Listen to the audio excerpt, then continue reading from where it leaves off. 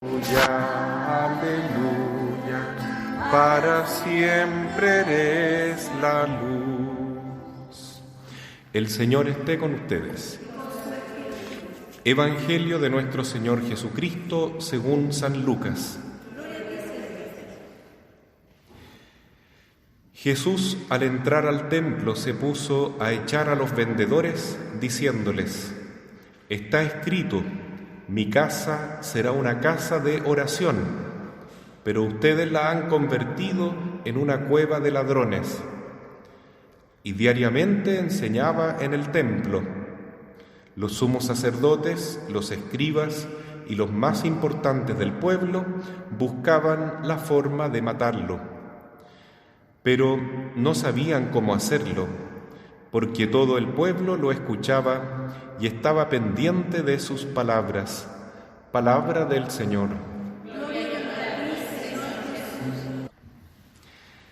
Queridos hermanos, hoy día estamos meditando el Evangelio de Lucas en el capítulo 19, en los versículos 45 al 48, justo después de los versículos que meditábamos ayer. Recuerdan que Cristo llegaba a Jerusalén, miraba la ciudad y lloraba de pena al ver cómo los habitantes de Jerusalén, es decir, los judíos principalmente, no aceptaban realmente la visita de Dios. Y se cumplía esto de que dice San Agustín: timeo dominum itinerantem. Tengo miedo del Dios que pasa de largo, de ese Dios amoroso que es Cristo, el buen pastor, el médico de nuestra alma, que toca la puerta, pero toca muy bajito porque no quiere forzar, no quiere obligar a nadie, solamente invitar con cariño, sugerir, pretende entrar en nuestra vida, pero con mucho respeto, porque así es el Señor. Y San Agustín decía: tengo miedo de que Dios toque la puerta de mi alma y siga de largo, porque yo estoy preocupado de otras cosas, no lo atiendo, no lo quiero recibir en mi corazón, y estoy en el fondo desconcentrado de lo que más importa, que es amar a Dios sobre todas las cosas. Eso es lo que sentía Jesús, que Él entraba a Jerusalén y Él sabía que no lo iban a recibir bien, porque la preocupación de los judíos, que se conocían a sí mismos como el pueblo de Dios, el pueblo elegido, era muy distinta a los intereses de Dios. De hecho, hoy vemos cómo Jesús entra en el templo y se encuentra con esta realidad muy dolorosa, y es que el templo, que era destinado para la oración, se había convertido en una cueva de ladrones. Literalmente así dice Jesús, porque se estaba utilizando el templo para comercio, para comerciar, y de manera muy injusta más encima, ¿no? Porque realmente ahí todos querían aprovecharse de los más pobres, quitarles su poco dinero que tenían, haciéndoles trampas, cambiando monedas, etcétera, preocupado de cualquier cosa menos de la oración, del verdadero amor a los más pobres, etcétera. Por eso Jesús se indigna, toma el látigo y da vuelta las mesas de los cambistas, de los que vendían animales, ovejas, palomas, etcétera, y los echa a todos, diciéndoles: no conviertan la casa de oración en una cueva de ladrones. Muy fuerte la actitud de Jesús, porque Él viene realmente a limpiar lo sucio que está en nuestra alma. Nosotros somos el templo de Dios, pero hay muchas cosas enfermas en nuestra vida, ¿no? Y Él es el médico que viene a sacar lo que está malo, si es necesario amputar los miembros gangrenados por el pecado que tenemos nosotros. Y es por nuestro bien, por eso que Jesús hace ese castigo, ¿no es cierto? Y trata de corregir al pueblo para que despierte, para que reciba, ¿no es cierto?, la palabra de Dios con un corazón bien dispuesto. Dice el libro del Apocalipsis que acabamos de leer que la palabra de Dios es como una miel Se siente como una miel en la boca, pero algo muy amargo en el estómago. ¿Qué significa eso? Significa que cuando uno escucha la palabra de Dios, dice, pero esto es algo muy lindo, yo quiero realmente seguir a Dios. Es la primera inclinación que uno tiene, ¿no? De obedecer a Dios. Pero luego nos damos cuenta que esa palabra de Dios entra en lo profundo de nuestra vida y nos muestra toda nuestra debilidad, todo nuestro pecado, todo lo que debemos cambiar, corregir, convertir. Y ahí se siente amargo, difícil. Es un remedio difícil, duro de asimilar, pero nos hace bien. Nos hace muy bien. Por eso que es un camino que pocos eligen, lamentablemente, ¿no? Como dice Jesús, muchos son los llamados, pero pocos serán los elegidos. Porque el enemigo de nuestra fe nos ofrece dulces, ¿no es cierto? Nos tienta con cosas seductoras del mundo que aparentemente nos dan más alegría y nos producen un gusto más inmediato. El afán por las riquezas, el afán por el lujo, el afán por el prestigio, la fama, el placer, etc. Pero eso, aunque produce una alegría momentánea, ciertamente no nos ayuda a conocer bien la sabiduría de Dios, que sí la da la palabra de Dios. Entonces, no hay que tener miedo a ese dolor, a esa transformación que va produciendo poco a poco la palabra de Dios en nuestra vida, aunque produzca, ¿no es cierto?, este dolor, esta amargura interior. Ojalá, hermanos, perseveremos con la palabra de Dios. Es cierto que no es fácil aceptar las palabras de Cristo, ¿no? Cuando Él dice, el que quiera ser mi discípulo, que cargue cada día su propia cruz y me siga. No son palabras fáciles de aceptar. Produce un poco de amargura, porque uno sabe que debe renunciar a tantas cosas y podar muchos elementos en la vida que sobran, que no nos ayudan a ser buenos cristianos.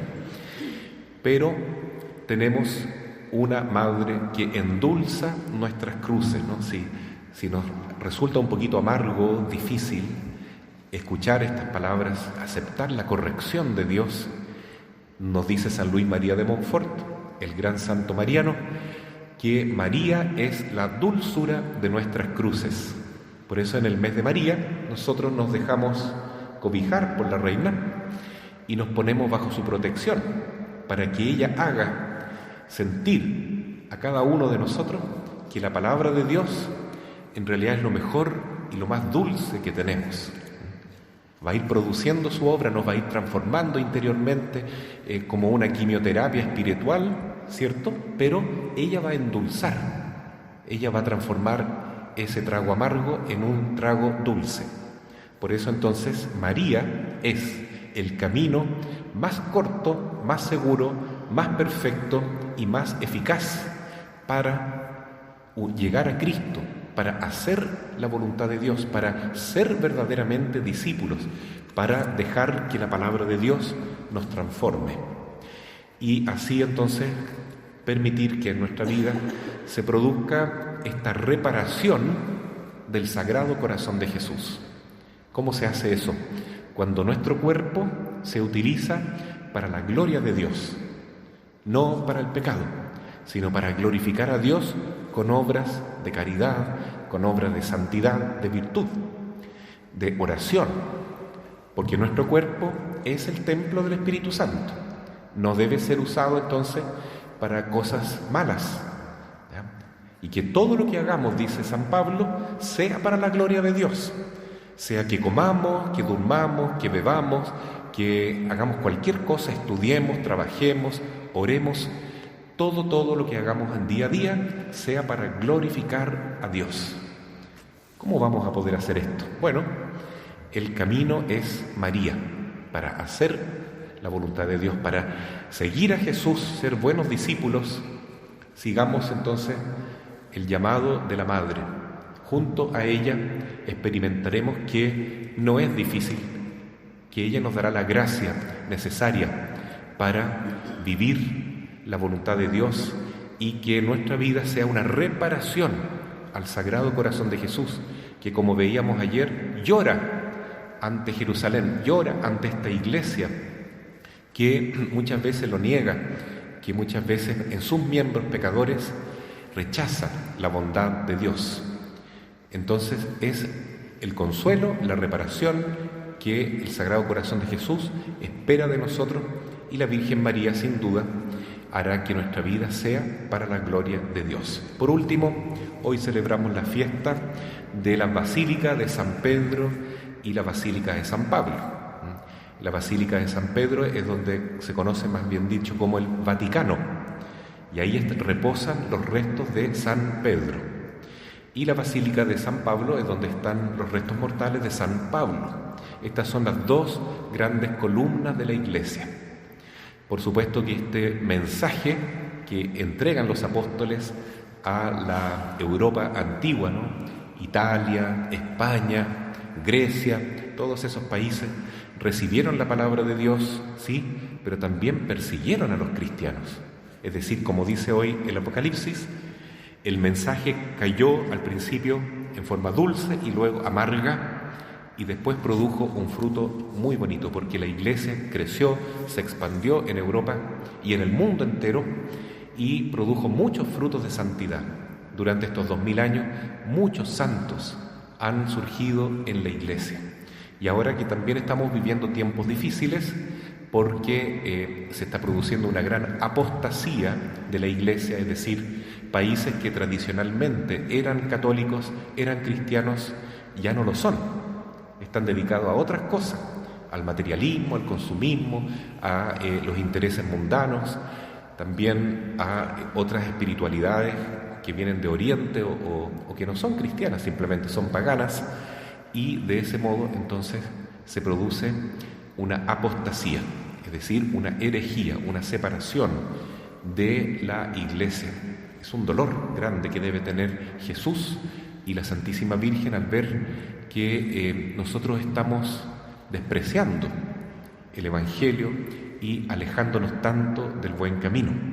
Sin embargo, en este tiempo también surgirán personas, muchas comunidades que se van a santificar, que se van a acercar mucho más todavía a Jesús, y en este tiempo de prueba será cuando se notarán los verdaderos cristianos, los que quieren seguir a Jesús, reparar su Sagrado Corazón y vivir realmente la santidad, para que nuevamente el mundo pueda un día encontrar el sentido que tiene.